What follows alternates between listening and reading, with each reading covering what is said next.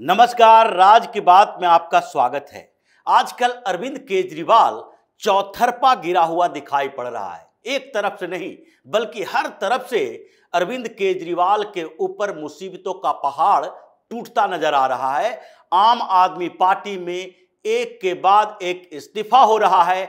अरविंद केजरीवाल और मनीष सिसोदिया के बीच भी झगड़ा होने की खबर आ रही है, क्योंकि सिसोदिया के कई नजदीकी अब पार्टी से इस्तीफा दे रहे हैं और अरविंद केजरीवाल की पॉलिसी के खिलाफ आवाज उठाने लगे हैं। क्योंकि सिसोदिया से इस्तीफा ले लिया और केजरीवाल क्यों नहीं दे रहा है इस्तीफा, इस बात को लेकर तिहाड़ में एक नई डिबेट शुरू हो चुकी है, जिसमें सिसोदिया और केजरीवाल के बीच झगड़ा भी चल रहा है। और तिहाड़ के बाहर यानी आम आदमी पार्टी के अंदर जिस तरीके से परिस्थितियां बदल रही है, सिसोदिया के करीबी लोग अब आम आदमी पार्टी के बागी नेताओं के खेमे में हैं, इस्तीफा दिलवा रहे हैं, इस्तीफा दे रहे हैं। इससे तो यही लगता है कि आम आदमी पार्टी में सब कुछ ठीक नहीं चल रहा है। और इसी के साथ एक के बाद एक केजरीवाल के ऊपर एक्शन हो रहा है।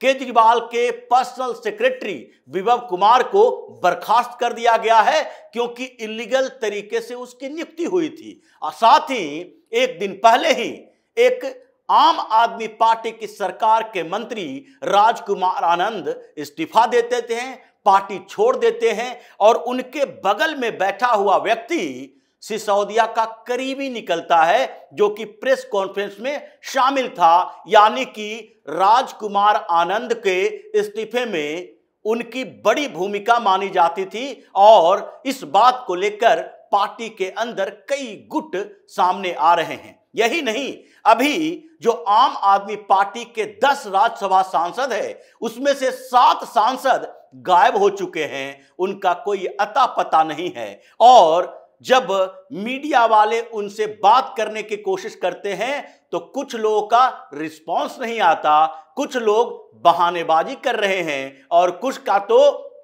फोन ही स्विच ऑफ बता रहा है। मतलब एक साथ आम आदमी पार्टी बर्बाद होने के कगार पर है और सिसोदिया जेल के अंदर तड़प रहा है। तो सबसे पहले बात करते हैं राजकुमार आनंद के इस्तीफे की, कि किस तरह राजकुमार आनंद ने इस्तीफा दिया और उसके बगल में बैठा हुआ व्यक्ति रत्नेश गुप्ता मनीष सिसोदिया का सबसे करीबी लोगों में से एक माना जाता है।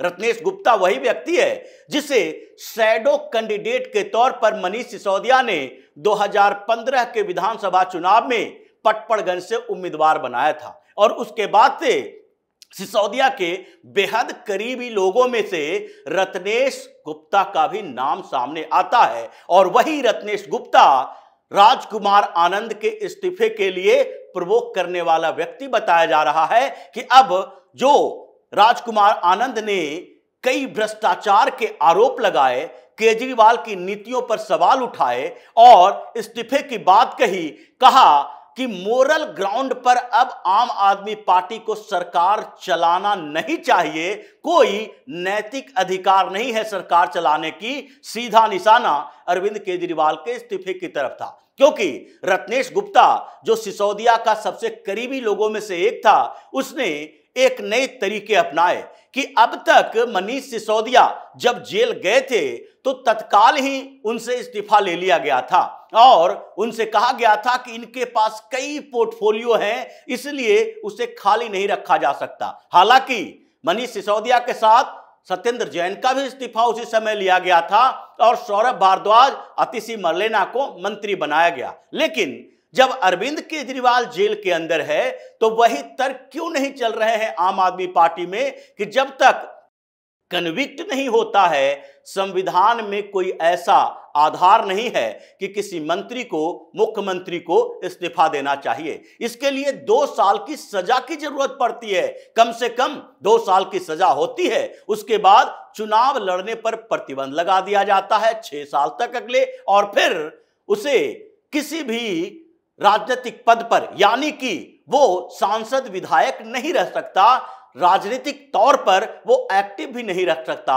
और यही वजह है कि मनीष सिसोदिया और केजरीवाल के बीच का झगड़ा का मेन कारण बना है, क्योंकि यही बात तो मनीष सिसोदिया के लिए भी कही जा सकती थी कि जब तक उन्हें आरोपी बनाया गया है, जब तक वो कन्विक्ट नहीं हुए हैं, तो आरोप के आधार पर इस्तीफा आम आदमी पार्टी नहीं दिलवाएगी। अभी ये चिल्ला चिल्ला कर कह रहे हैं कि नहीं, केजरीवाल को फंसाया गया है, मनीष सिसोदिया को भी फंसाया गया है, इस शराब घोटाले में इनकी भूमिका नहीं है, जबरदस्ती गवाह तैयार किए गए हैं। लेकिन यही तर्क मनीष सिसोदिया के लिए क्यों नहीं दिया गया, उसके घर को क्यों छीन लिया गया? क्योंकि मनीष सिसोदिया के इस्तीफे के समय ऐसे बड़ी बड़ी बातें नए मंत्री करते थे, आतिशी करती थी, सौरभ भारद्वाज करते थे कि हमें जो घर मिलेगा, बंगला मिलेगा, उसमें मनीष सिसोदिया के परिवार को रहने के लिए सारी सुविधाएं होगी, छूट होगी। लेकिन रहने की छूट तो तब होगी जब अपने परिवार को वहां नहीं ले जाओगे।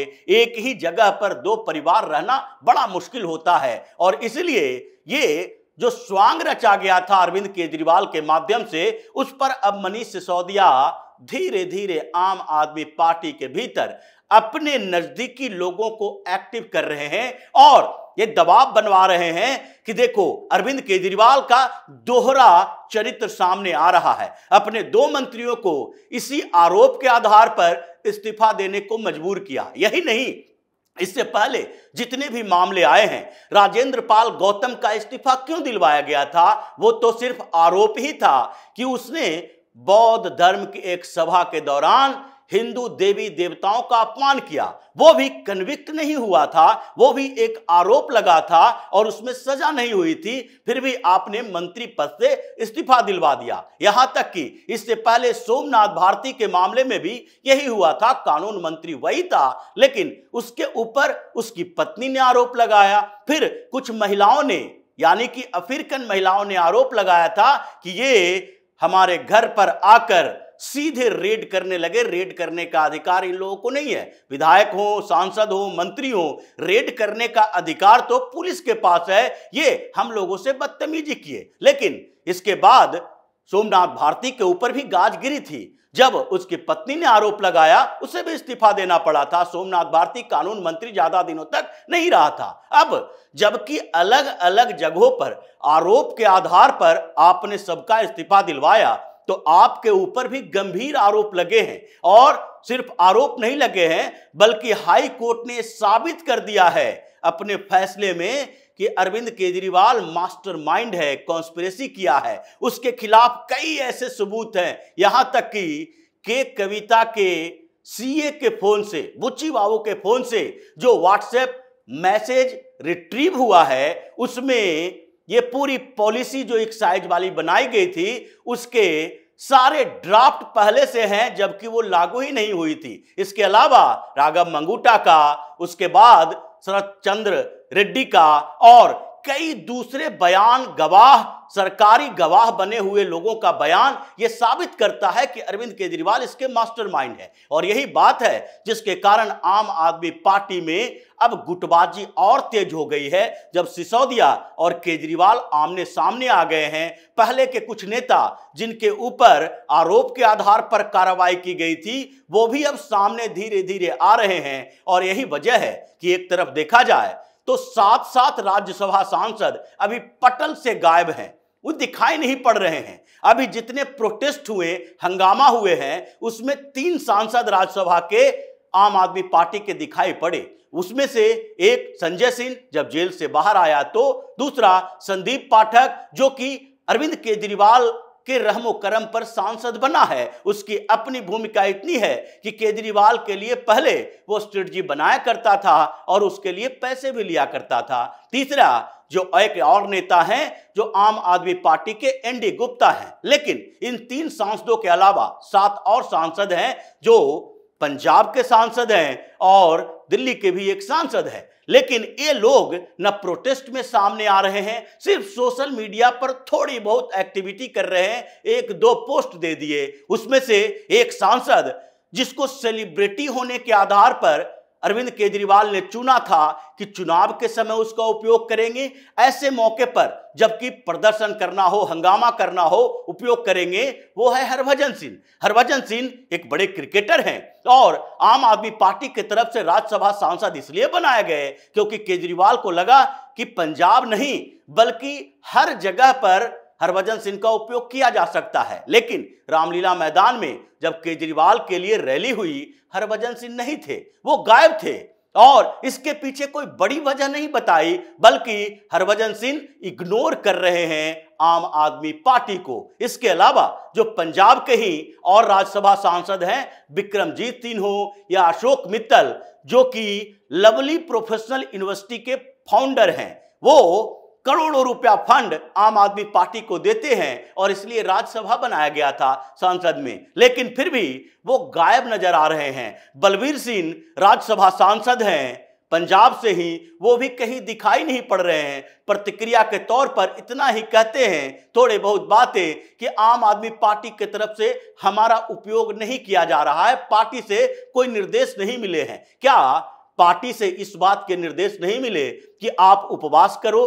अरविंद केजरीवाल के समर्थन में? क्या पार्टी से इस बात के लिए निर्देश नहीं मिले कि दिल्ली में आकर अलग अलग क्षेत्रों में आप सांसद हो तो आपकी पहुंच होगी, आप प्रदर्शन करो? लेकिन फिर भी ये लोग घर से बाहर नहीं निकल रहे अरविंद केजरीवाल के सहयोग में। यहां तक कि केजरीवाल के दो सबसे नजदीकी व्यक्ति राघव चड्ढा और स्वाति मालीवाल, ये दोनों राज्यसभा के सांसद हैं। राघव चड्ढा को देखिए, वो अभी तक विदेश में ही घूम रहा है। उसकी बीवी परिणीति चोपड़ा वापस आ गई, लेकिन वो वहां से यहां नहीं आ रहा कि आंख का ऑपरेशन करवाए हैं। ये बड़ी वजह नहीं हो सकती कि आंख का ऑपरेशन करवाए हैं तो इतने दिनों तक आप बुरी तरह से गायब रहोगे। वहां से यहां तक आ सकते थे, यहां की एक्टिविटी में थोड़ा बहुत शामिल हो सकते थे, कम से कम प्रेस के सामने, मीडिया के सामने आ सकते थे, प्रदर्शन हार्डकोर नहीं करते, थोड़े बहुत प्रदर्शन में तो हिस्सा ले सकते थे, लेकिन वापस नहीं आ रहा है। डर भी है और वेट एंड वॉच की नीति भी अपनाए हुए है कि आगे क्या होता है आम आदमी पार्टी का, उसके आधार पर डिसीजन लेंगे। यहां तक कि स्वाति मालीवाल, जिसे इस बार राज्यसभा का सांसद बनाया गया, केजरीवाल की बेहद करीबी है, वो भी नजर नहीं आ रही है। वो भागकर यूएस चली गई है और वहां बता रही है कि मेरी बहन बहुत ज्यादा बीमार है, उसकी देखभाल के लिए मेरी जरूरत है। पूरे परिवार में स्वाति मालीवाल ही है जो अपनी बहन की देखभाल कर सकती है, जबकि ऐसे समय में जो कि उसका पैटर्न बोला जाता है, अरविंद केजरीवाल ने उसे राजनीति में लाया, उसे बड़े बड़े पद दिए, दोनों के बीच एक अनोखा गहरा संबंध है, लेकिन फिर भी स्वाति मालीवाल ने केजरीवाल को छोड़कर अपनी बहन की बीमारी के लिए वहां पर सेवा करने के लिए चली गई है। मतलब 7 राज्यसभा सांसद गायब, कई मंत्री अभी मीटिंग कर रहे हैं, इस्तीफे की तैयारी चल रही है।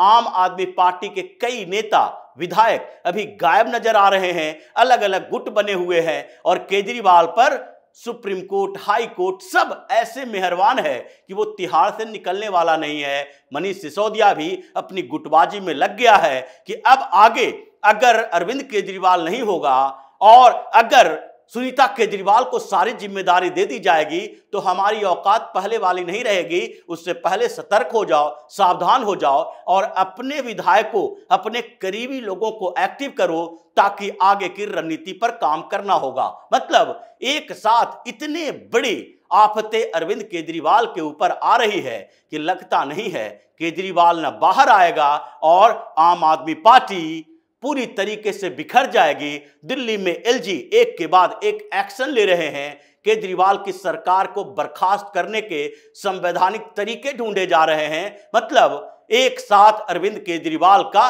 द एंड होना शुरू हो चुका है। तो इसी तरह की खबरों के साथ फिर से हाजिर होंगे, तब तक के लिए बने रहिए हमारे साथ और देते रहिए हमें सहयोग ताकि इसी तरह की खबर हम आपके लाते रहें। धन्यवाद।